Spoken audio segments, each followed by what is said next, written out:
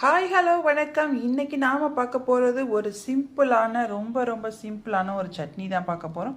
அதுக்கு செய்ய தேவையான பொருட்கள் என்ன பார்த்தீங்கன்னாக்கா 2 பேர் அளவுக்கு இந்த சட்னி செய்ய போகிறேன். ஸோ 2 பச்சை மிளகா, 1 தக்காளி, 1 ஆனியன், ஒரு கொத்து கருவேப்பிலை, அவ்வளோதான். வாங்க எப்படி செய்யலான்னு பார்க்கலாம். எண்ணெய் சட்டியை அடுப்பில் வச்சாச்சு. எண்ணெய் சட்டியில் கொஞ்சமாக எண்ணெய் ஊற்றலாம். இப்போ எண்ணெய் சூடாயிடுச்சு.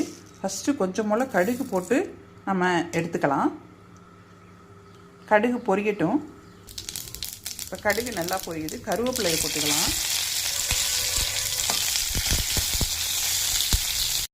இப்போ அந்த எண்ணெயில் ஃபஸ்ட்டு எடுத்தோன்னே என்ன பண்ணுறோம் அப்படின்னாக்கா வெங்காயத்தை போட்டுப்போம்.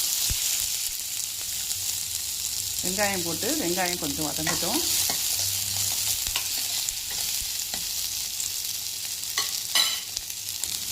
அடுத்தது பச்சை மிளகா சேர்த்துக்கலாம். இப்போ பச்சை மிளகா வதங்கிட்டு இருக்கிறப்பையே நம்ம என்ன பண்ணுறோம்னா தக்காளி சேர்க்குறோம்.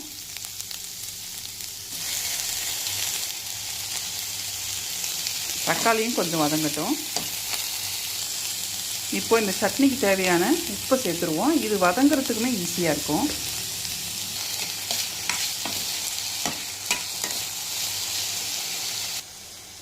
இது இப்போது நல்லா வதங்கி வந்துருச்சு. இப்போ மிக்ஸி ஜாரில் போட்டு அரைக்கலாம். ஓகே, சட்னியை மிக்சியில் அரைச்சிட்டு வந்தாச்சு. இதுதான் நம்மளோட இந்த சட்னி. திடீர்னு விருந்தாடி வந்துட்டாங்க, என்ன பண்ணுறதுன்னு தெரியல. சோன்னு சொல்லிட்டு கொஞ்சமாக நான் என்ன பண்ணேன், பொட்டுக்களை சேர்த்து இந்த சட்னியை அரைச்சிட்டேன். இப்போ இது ரொம்ப சுவையாக இருக்குது. நீங்களே இதை வீட்டில் செஞ்சு பாருங்கள். நன்றி, வணக்கம், பபாய். இன்னொரு நல்ல வீடியோவில் நம்ம சந்திப்போம். பபாய்.